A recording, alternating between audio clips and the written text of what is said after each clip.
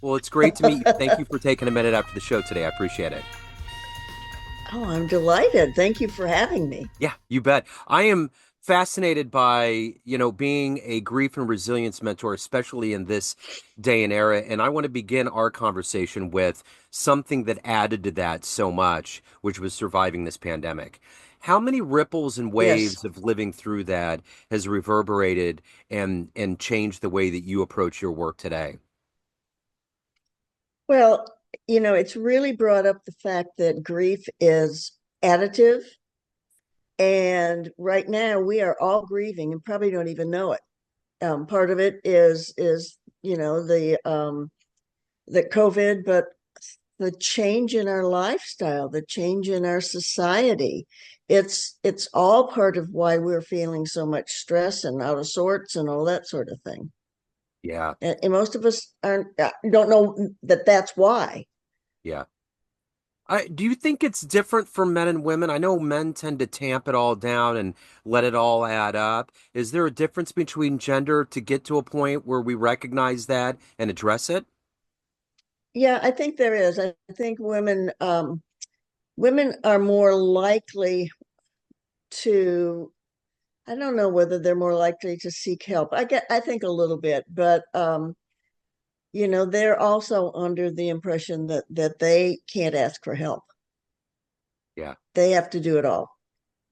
yeah. So yeah, They have to be it's the strong interesting. ones. It's Yeah, just fascinating. Yeah, they have to be strong. I can't show my I can't be a I can't be a burden on my family and my friends. yeah. So let's get to the heart and soul of what you do for a living on a daily basis. And I'm going to do it by doing this. I'm going to put you in front of a bunch of grade schoolers. It's career day. Let's say 10, 11 year olds. And one of the kids in the back of the room is like, "Hey, what do you do for a living?" How do you answer them? I help people like your grandmother who have lost their husbands really come back and become gee, that's a great question. I haven't thought about it. Um become their old selves again, and it's, I'm sure they're grieving, and you know what that's like. You've probably seen your grandma cry, which is okay. That's part of how we get through this. And so you and your grandma can do things together, which will help both of you feel better. So, what did you want to be? What was your dream when you were in the third grade? What did you want to grow up and become? Well, not until about the fifth grade, but I wanted to play the pipe organ, which I Okay. did through college. Okay. That is a massive instrument. I mean, there's so much power in that instrument. Oh, it's so cool to pull out all the stops Yeah, and let it absolutely. rip. Yeah. I've seen videos on that, the amount of keys and the amount of tubing and everything that goes into it. And it is just a crazy powerful instrument. It is. And I was always having people from the office come down and say, "Could you do it play a little quieter?" So, talk to me a little bit about how you got these seeds of helping people, of giving them the confidence to get to that next step in their lives. What were those planted in you? Where were you born and raised? I was born and raised in well, I was born in Chicago and Detroit, and I was raised on the west coast of Michigan in a little town called Niles, which is 13 miles north of Notre Dame. Okay. Um, and I think the seeds have always been there. I've always been a helper. I've always been somebody that people came to talk. I mean, people tell me stuff and always have, like, okay. you know. Yeah. So I started out as a teacher, and then I got kind of burned out with the school systems and their nonsense, and got a counseling degree. And then I got a doctorate in org behavior, organizational development, change management. So I worked with the executives and some of the employees, mostly high level, to hone their leadership skills, make them, work on being a better understanding person, helping them make their lives work for them. I used to say make their work for them, Yeah. but you know, it, um, I've just done that for years and years and years and years. I've been an executive coach for about 25 years. So, it all came together. So as you segued from teaching into counseling and helping people, was there a particular case where you saw a sparkle in someone's eyes or you had a breakthrough and you were like, this is what I need to be doing. This is where my life needs to go. Yeah, yeah. And each level, each job that I had seemed to me in my little mind to build on, the next step, this is the next step, this is the next step. And a funny thing happened. I was at Children's Hospital in Chicago, and my department got closed down, which happens in training and development all the time. Yeah. You can't be a cost setter and and survive. Yeah. Yeah. um, and I had been with Anderson Worldwide, and so I went back to them. Um, my joy was always seeing the lights go on and having people write me and say, hey, I just got this letter from an employee or whatever. Um and another really good one was somebody I hadn't talked to in a while, and she said, what you did for us was so great, and we still sit around and say, what would Lynn say? So so that stuff was, I just loved it. I just Yeah. loved it. So who's been that bedrock for you in your life? Inspiration, hero that's allowed you to excel and to do this work and to do it well? My mom, my mom was an amazing woman. She was very bright. She was an Olympic diver. She lived to 106, and those last 6 years she lived with me and my husband.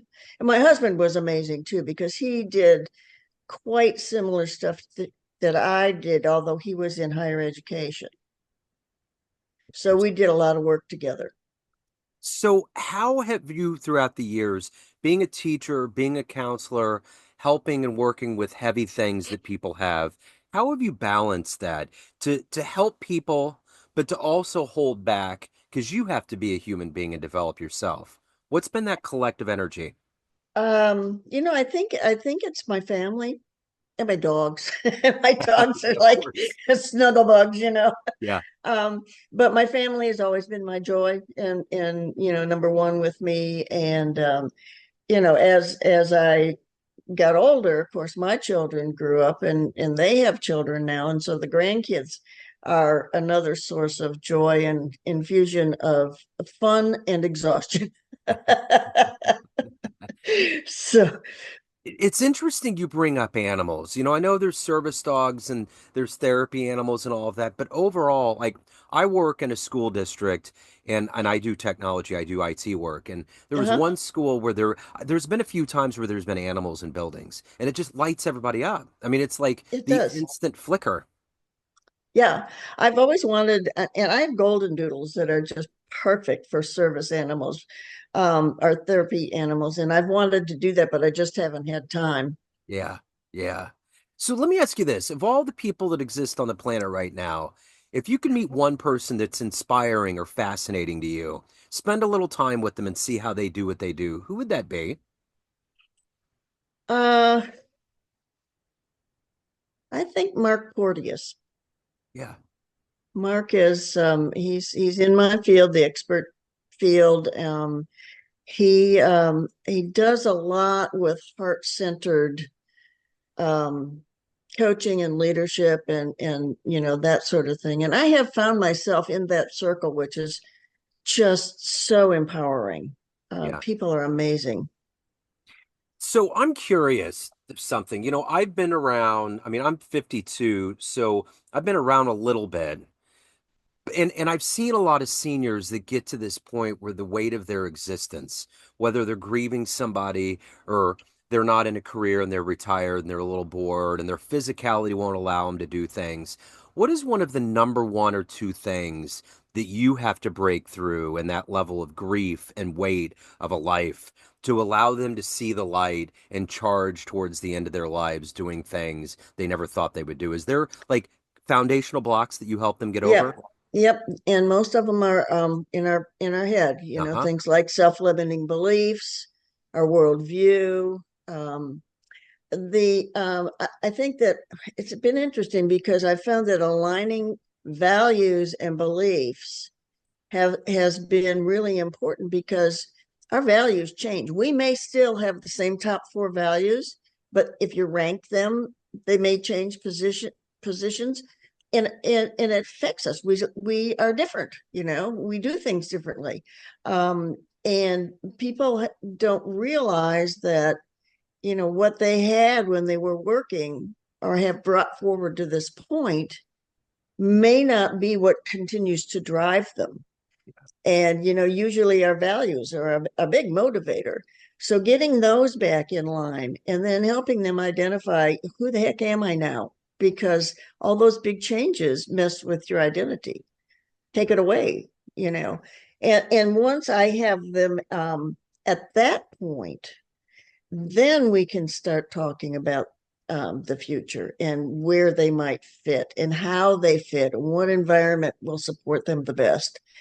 You see, what I do is much different than what's available out there for people, Yeah. because I don't take them through those first five stages of grief, and I don't work with them around regulating their emotions. I mean, I do some if they still need it, but not that early awful part. Um, so once they begin to be able to have their mind clear from all that fog and they're able to make some decisions, then that's when I start working with them, and I take them all the way through designing their new life and making a roadmap and making that transition. The one thing about doing that for a lot of people is that it requires risk. Whether it's small or large, you're risking and going for something. In your life, what's one of the biggest risks that you took that you were apprehensive about, but it turned out to be one of the greatest things you ever did? I started my own business, Yeah, and part of the reason I did it was that I wanted to be with my mother more. yeah, She was getting up in years, and I thought, I don't know whether I could do this. I've yeah, always, been employed by somebody. And man, that turned out to be the best thing. I had told my mom at one point, and I don't know whether it was before or after I started my business, that I would not let her be alone at the end. yeah, I would always be there for her. And I had that opportunity. yeah, And our relationship was absolutely beautiful. yeah, And I'm so thankful for that. yeah. That's wonderful. So let me ask you this. If you had a dream tonight and you could run into your 18-year-old version of yourself, and you could give that version of you a piece of advice based on this life you've led, the wisdom you've accumulated over this journey, what advice would you impart, or would you give any advice? I would maybe give some stories, and I think the stories would be around being open Yeah, to what the universe has to offer. Don't get so set on your own little ideas that you think are wonderful, but be open to what comes along, because I think that's what enriches us is being able to embrace new ideas, new thoughts, and that's one thing I've worked very, very hard on myself with, and I work with our clients, is to be able to try to look from different perspectives. There's not one right answer. yeah, yeah, that's for sure. So, And yeah, no, go ahead. You're good. well, and you always have a choice, even if emotionally it doesn't feel like it. You always have a choice. Yeah. Would that version of you listened? Yeah, Okay. All yeah, right. yeah, That's yeah. I good. was a pretty serious young person. Okay, okay. So let me ask you this. You had mentioned getting letters from people, and that's kind of that's a great way of validating the work that you do, because I think sometimes we get into vacuums and we get unclear as to what kind of effect we're having. What was the one letter that you got? Maybe the first one, or one that was really big that just absolutely opened your eyes and made you realize, wow, this is doing good. I had a fairly young client. He was probably in his early 30s. Um, at a big six consulting firm. And I was called in to work with him, and he was just really obnoxious, and nobody liked working him, but with him. But he was really good, and so they wanted to give him a chance before they told him he'd have to take a hike. And I worked with him and worked with him, and he finally realized that he needed to go. He realized what he had to do, in terms of changing his own behavior. But he also realized that in order to make it work, he had to go back to the people he had annoyed or stepped on and apologize and ask them, tell them what he'd learned and ask them to work with them. And when when that firm closed down, it turned out that they asked him to be one of the people to help close the firm down. So he rose way up. Yeah, that's And that wonderful. was just like, oh my gosh, Yeah. Yeah. this is too cool. Yeah, for sure. So when you look at your life, whether personally or professionally, at everything that you've done and evolved into, what are you ultimately the proudest of? My family, my kids being, just really great human beings. Yeah. And so that, obviously that's number one. But in terms of my work, it's the success of my clients. Yeah. So are you ever going to retire, or is this something that you just love to do and you're always going to do it? I think this is my mission for the rest of my life. Yeah. I mean, I'm isn't passionate. Yeah, for sure. No, I get that. And isn't that one of the things that's kind of a misconception? I heard David Letterman bring this up the other day. He was like, retirement is really just kind of stupid. Like he had to slow down. Like he was explaining Yeah, how he had to be on every night. There was no slowing down. Sometimes people thought that he was being mean or stodgy, but he right. always had to keep that stage presence about him. But his point was now he gets to do what he always did, but at a slower pace. Isn't that kind of the way that retirement should be? Where, that's, I know people find side ventures, but isn't that one of the biggest parts of grief and longing and loss that people have over 60, 65 years old? Sure, because again, you lose your identity Yep. when you retire, Yep. and you have to figure out how you fit, where you fit. And if you go back to the concept of flow, are you familiar with Csikszentmihalyi and his Uh-huh. concept of flow? Yeah. Well, I work with that a lot. I help people, I do a biological study of, times when people were in flow and what they did, how granularly they did things, Yeah. and what kind of a role. I mean, for him it would have been, be a center of attention, and stuff like that. And so I help them figure that out, because that's at the core of you. That doesn't really change. Yeah. You're wired to do things the way you do them. And then help them find the environment that lets them do that. And for the most part, it is along the lines of what they had always done, if they had good job fit or life fit. Otherwise you're frustrated out of your mind. Yeah. Yeah. For sure. For sure. So, Lynn, at the end of the day, everyone has a perception of you, family, friends, your clients, everyone that you've ever worked with, but you run the show. What's your perception of you? Who do you think you are?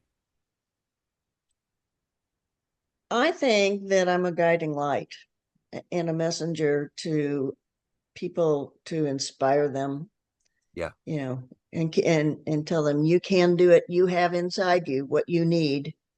Let me help you figure that out and bring that out so you can enjoy it. So if anyone out there that's listened to this is on that line and they want to be urged to reach out, ask questions, look for help, what would you say? What would be your pitch to have them do it? And how would they do it? Where do they go? Okay, I would. My pitch is, if you have desire to make some changes, I can tell you that I know for sure that people who act are able to make the changes. Yeah. So you need to find you. you need to find someone like me who will take you by the hand and walk you step by step through the process that will free you from wherever you're stuck and allow you to live a life that's worth living, designed by you. Yeah. And you can find me on LinkedIn or Facebook. Um, there aren't, like I said before, there aren't that many people that do this. Yeah. Mostly the grief groups, get you through the managing emotions, and then that's it. Yeah. And Yeah. that's not enough. Right. Yeah. That's why this has been so fascinating. Lynn, thank you so much for your time. Thank you for your story. Best of luck with everything. I appreciate it. Oh, thank you so much. I really appreciate it. It was great talking with you. Great talking.